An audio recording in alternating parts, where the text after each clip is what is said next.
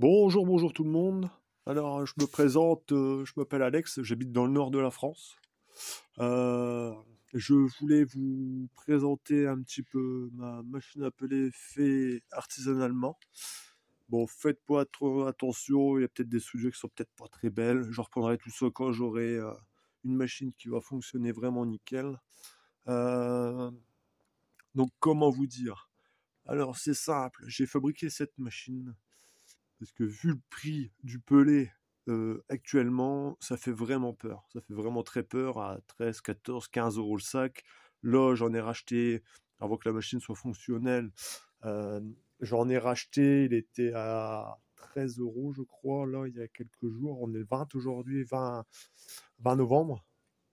Donc, euh, donc ça fait très peur. Donc j'ai réalisé la machine parce que déjà pour en acheter une, faut déjà en trouver une euh, comment dire, de stock, qu'il n'y en a pas. Et en plus de ça, ça a des prix, c'est vraiment abusé les tarifs pour une machine à peler quand on voit la conception de la machine. Alors, on va déjà commencer par le moteur.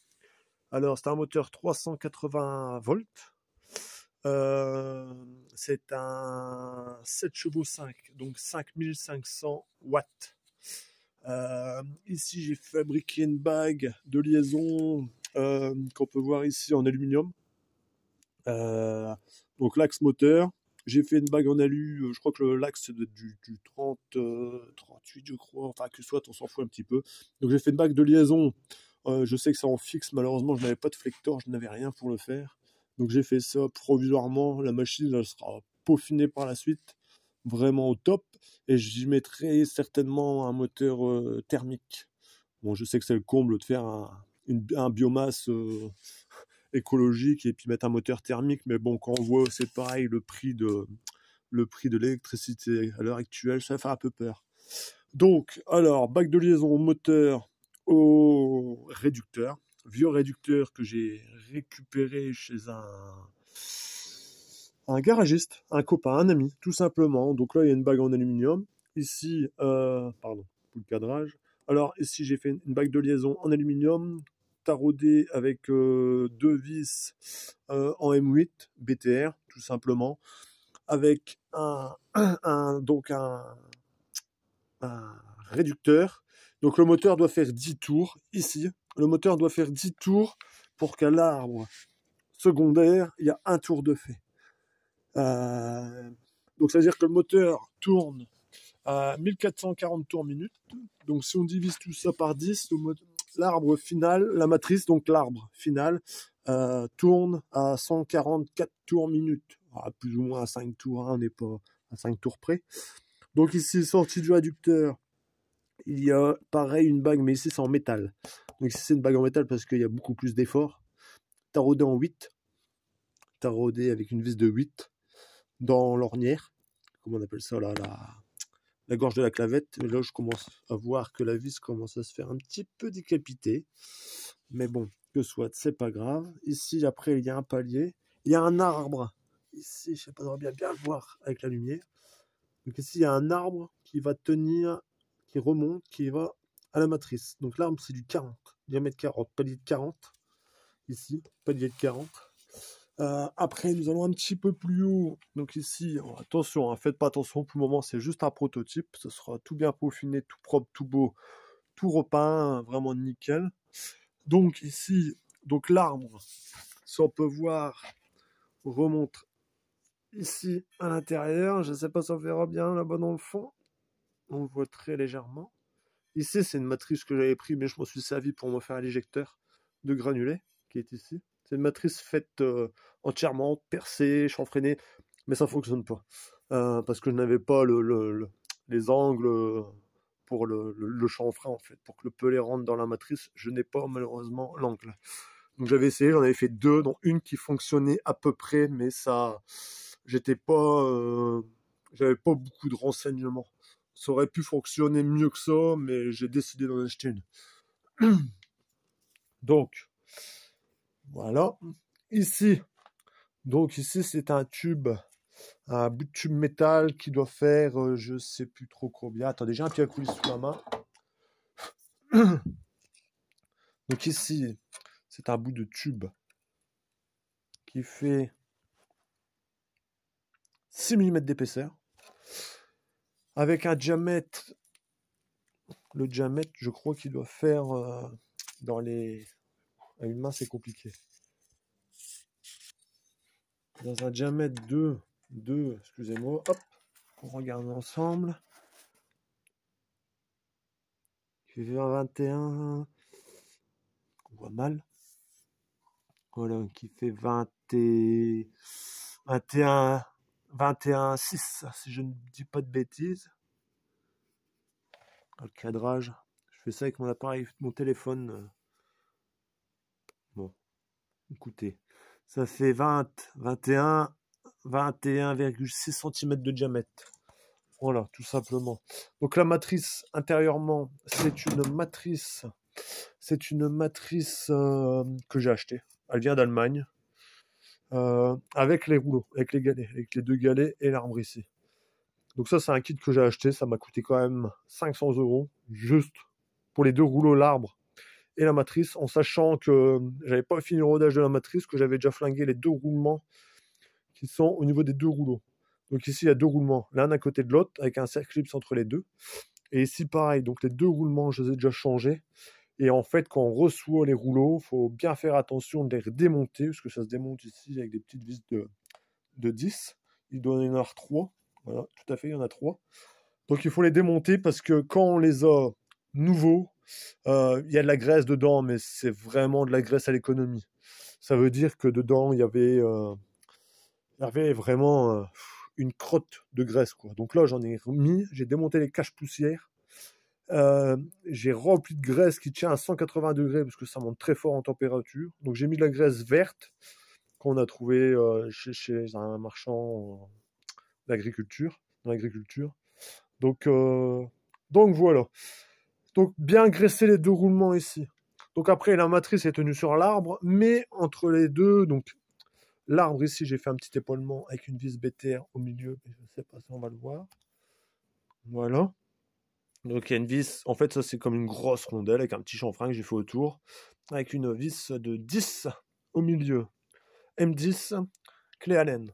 Au moins comme ça il y a toujours de l'espace entre les deux, il n'y a rien qui pourrait venir s'y mettre, passer, coincer, bloquer.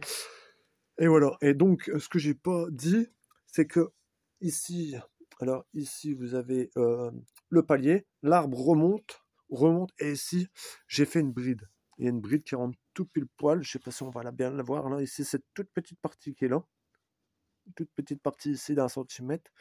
Sachez que là, il y a 1 centimètre qui dépasse, mais à l'intérieur, elle remonte plus haut. Elle remonte beaucoup plus haute. La pièce ici, elle doit faire 2 cm. Et dedans, il y a un roulement conique. Diamètre 40 intérieur, diamètre 50 extérieur. Le roulement conique.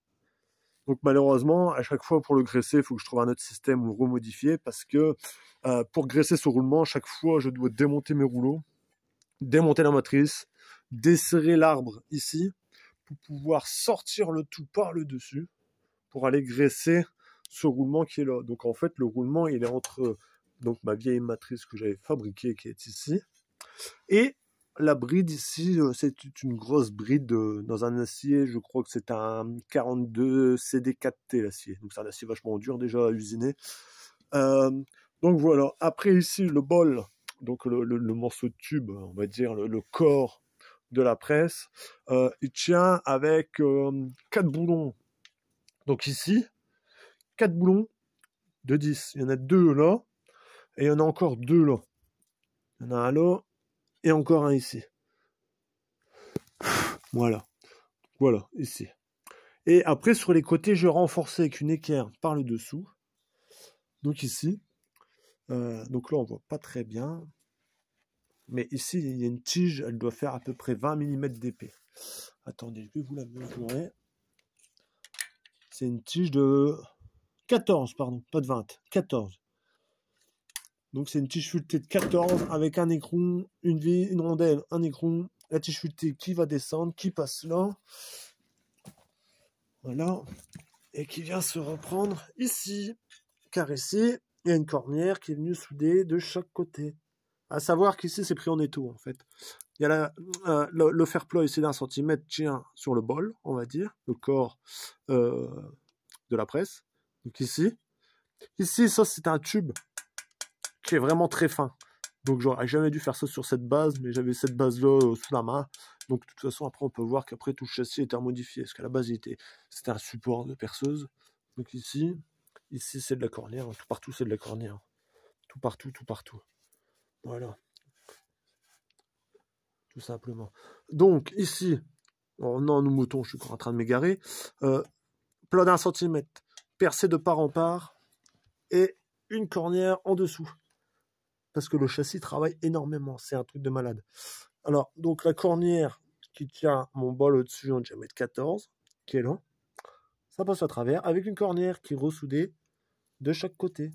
Dans le fond là, ici au bord, sur le dessus, de chaque côté. Regardez bien. Voilà, donc un petit cordon là-bas dans le coin. Bon, la soudure n'est pas très belle du tout, là, mais bon, ça fonctionne pour le moment. Quand tout va fonctionner correctement, je vais tout démonter, sabler, repeindre. Je vous expliquerai tout ça par la suite. Donc voilà. Voilà. Et ça fonctionne. J'arrive à sortir du pellet. Bon, pour une matrice de 200, ils disent qu'on pourrait éventuellement tourner entre 100 et 300 kg/h. Bon, je trouve que c'est un peu exagéré aussi. Au niveau rendement, ils abusent un petit peu, toujours à sortir des volumes énormes alors qu'on n'en fait pas. C'est pas vrai. Je dois être au maximum, je sais pas, parce que j'ai toujours fait des petites séries de 5-10 kilos à chaque fois. On va dire que 5 kilos, je les fais en... Après, il faut lubrifier la machine, il faut passer les sciures, une fois, voire 2 fois, il y a trop d'humidité. C'est pas top, parce que j'ai un, comment on appelle ça, voilà, un hydromètre, comme celui-là. La marque, c'est Laser Liner, ça vient de Leroy Merlin. La marque, elle est là, sur le bouchon. Voilà. Donc, quand je mets un taux d'humidité à 14, je trouve que c'est déjà... Le taux d'humidité à 14%, je trouve que c'est déjà énorme. C'est déjà trop, parce qu'à un moment, je dois la repasser 2 fois. Donc, voilà. Donc ça, c'est une première petite explication sur la machine. Tout simplement, regardez un petit peu le pellet que j'arrive à faire. Donc ça, c'est des épures, hein. C'est des essais. Hein. C'est du petit pellet parce que je l'ai calibré petit. Je crois qu'au maximum, ça doit faire à peu près 2 cm. 1 à 2 cm, ça dépend des granulés. Il y en a des plus grands, il y en a des plus courts. Mais bon. En soi, il brille bien, il n'est pas trop dégueulasse. Alors, niveau fonctionnement, mais de toute façon, je vous referai encore des vidéos et encore des vidéos et encore des vidéos. C'est ma toute première vidéo, alors soyez indulgents avec les commentaires, n'allez pas m'assassiner parce que je vais baisser les bras tout de suite. Mais, alors, voilà un petit peu ce que je passe. Voilà ce que je passe dans un premier temps. Donc, ça c'est de la sciure. C'est de la sciure avec de l'huile moteur, tout simplement. Oh, un tout bon pellet, là. Avec de l'huile moteur. Donc, je vais dire qu'il y a, on va dire 60%, même 50% de sciure, de la sciure. Hein. Vous prenez n'importe quelle sciure, du hêtre, du frêne, du charme, du chêne, du sapin. Vous mettez donc, admettons, 50% de sciure. Vous mettez 10 à 20% de sable, très fin le sable. Et après, vous mettez de l'huile. Moi, j'ai mis de l'huile moteur. Tout simplement, de l'huile moteur de récupération qu'un copain m'a donné, qui travaille en carrière. C'est de l'huile moteur qui est bonne, mais bon, malheureusement, je l'utilise pour ça, parce que je n'ai pas d'engin de chantier. Et vous mettez ça. Vous le passez, moi, je le passe 2-3 fois dans la matrice au démarrage. Donc, je démarre la machine, je passe le mélange dedans. Pardon. Un peu la crève aussi, pas ce temps-là, parce qu'il commence à se rafraîchir. Donc je passe ce mélange-là 2-3 fois dans la matrice avant de passer de la sciure pure et dure. Sciure de sapin. Donc je passe ce mélange-là 2 à 3 fois, voire 4 fois, 5 fois, en fait, ça c'est au feeling après. Hein.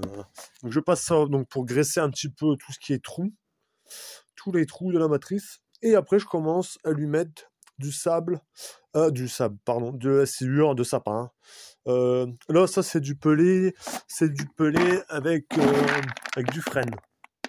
Non, c'est pas du frêne, ça doit être c'est du mélèze. Je crois que c'est du mélèze comme bois, c'est de la récupération. Donc ça brûle très très bien, ça brûle très très bien. Donc je passe ça, après j'attaque ma sciure dedans, je mets ma sciure et je le fais aller vraiment tout doucement. Et je resserre les rouleaux, là ils sont en contact, hein. De toute façon, ils sont en contact. Moi s'il n'y a pas le contact avec la matrice, ça ne fonctionne pas, ça ne sort pas de pelé, la matrice se bouche et ça devient un carnage. Il faut savoir que quand les rouleaux sont en contact, vu la pression qu'il y a, les rouleaux ne touchent plus la matrice. Ça, je me suis fait avoir, pendant un moment j'ai cherché, et en fait le rouleau ne touche plus la matrice pour la simple et bonne raison qu'il y a la sciure qui passe entre le rouleau et la matrice. Tout simplement. Tout simplement. Donc je passe tout doucement, au feeling, tout doucement. Et on va entendre la machine qui va commencer, il y a un bruit de craquement, on dirait, quand le pelé passe dans la matrice. C'est nouveau, donc c'est normal. Et après, le bruit va s'atténuer au fur et à mesure. Là, si vous voulez, je veux bien vous la démarrer. Voilà, tout simplement. Et là, on entend au bruit que les rouleaux touchent la matrice. Et dès que je vais mettre un peu de matière, là, tout simplement, hein, c'est le sable avec de l'huile et de la sciure. Voilà.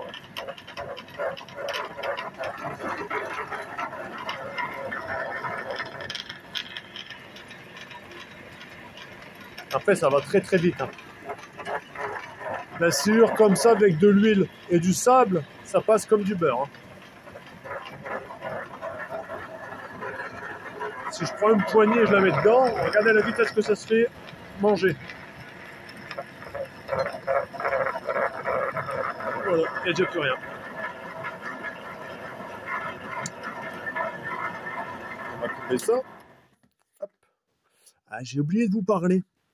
Pour le calibrage, pas le diamètre, pas pour le diamètre du pelé, hein, mais la longueur du pelé, j'ai mis ici, j'appelle ça une piche de calibrage, mais bon, après vous faites ce que vous voulez.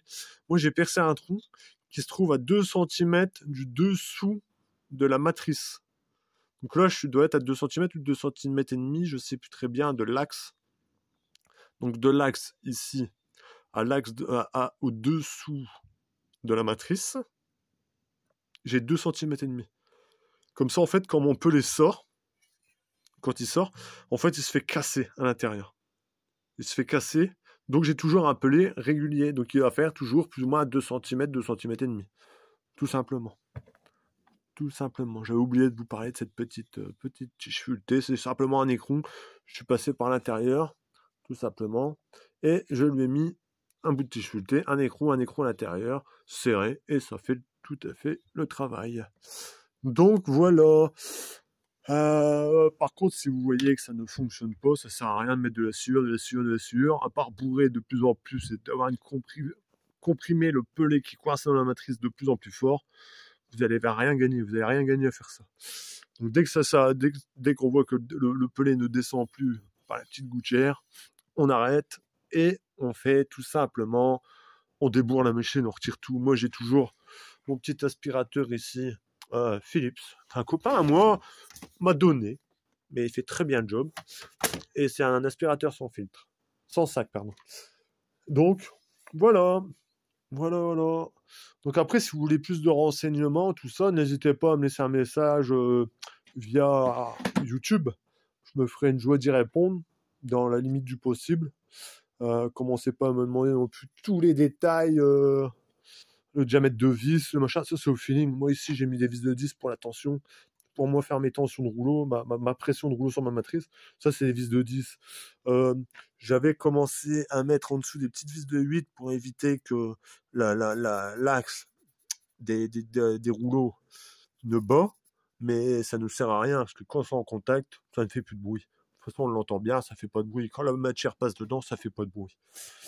Donc voilà. Et ici, j'ai oublié de vous parler, ici j'ai fait 2 petits renforts pour le moteur, qui est mis sur des équerres, toujours. Ici, c'est des équerres. C'est des équerres, la bête équerre, quoi. Ça doit être de la 40-40, je crois. Et ici, j'ai mis 2 petits tirants pour pas que le moteur puisse éventuellement monter, descendre, trembler ou quoi que ce soit, quoi. Tout simplement. Donc, voilà, voilà. Eh ben, écoutez, je ferai d'autres vidéos quand je ferai du pelé officiellement. Enfin, officiellement. Quand je ferai du pelé avec du sapin, quand je ferai des essais avec du sapin, j'ai du chêne, j'ai un sac de chêne entier de, je sais pas, ça doit être des sacs de 2 ou 300 litres, je sais pas. J'ai du chêne. J'ai du chêne. Ici, il me reste encore un petit peu de, donc c'est du mélèze. C'est des copeaux de mélèze, donc il me reste encore un petit peu. Si vous voyez, ça fait déjà des grands sacs, quoi. Le sac, il doit arriver à peu près à 1m20, 1m50 peut-être, 1m20, je dirais. Donc c'est des très grands sacs. Sac d'aspirateur à copeaux, tout simplement. Donc voilà. Ah, je vais vous montrer autre chose, tant que j'en suis là. Ici, j'ai fait du pelé avec de la paille. Ça va très très bien à produire. Franchement, c'est le top du top. Bon, faites pas attention parce que j'ai du pelé qui est très grand. J'avais pas encore fait le petit calibreur hein, pour la longueur du copeau, parce que je vous ai parlé, la longueur du pelé, pardon. Donc j'ai des très très grands pelés dedans. Si on regarde celui-là, ça fait déjà un très grand pelé, quoi. Mais j'ai fait ça. Franchement, ça va très très bien à faire. Mais le problème qu'il y a, c'est que dans le feu, ça fait un mâche-fer terrible. C'est pas du mâche-fer, c'est un tas de cendres en fait, et la matrice, le cendrier du feu monte en braise, ça monte, ça monte, ça monte, et malheureusement, au bout d'un moment, le feu se met en sécurité. Donc, hop, on le casse. Voilà. Donc ça ne va pas. J'ai du pellet de paille, ça va vraiment bien faire à la machine, mais ça brûle pas bien, tout simplement. Après, peut-être il y a peut-être encore trop d'humidité, je sais pas. Regardez un petit peu. Donc le différentiel, le réducteur, pardon, qui est ici, tient sur encore pareil des cornières. Tout est en cornière. Merci à mon beau-frère qui me les a gentiment offertes.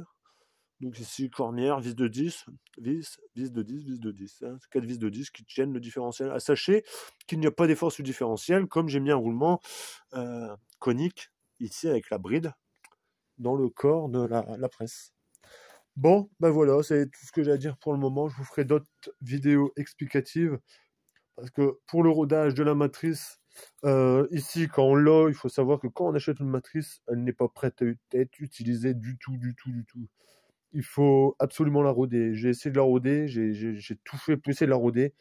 Les conduits dedans, il y avait toutes les traces de perçage, donc quand le pelé rentrait dedans, il serrait, il serrait, il serrait.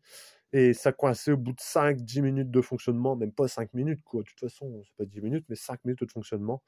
La matrice se bloquait. Carrément. Carrément, la matrice, c'est pas qu'elle se bloquait, mais elle bourrait, le tas de cellulaire commence à monter, quoi. Et là, on voit que ça commence à chauffer, chauffer.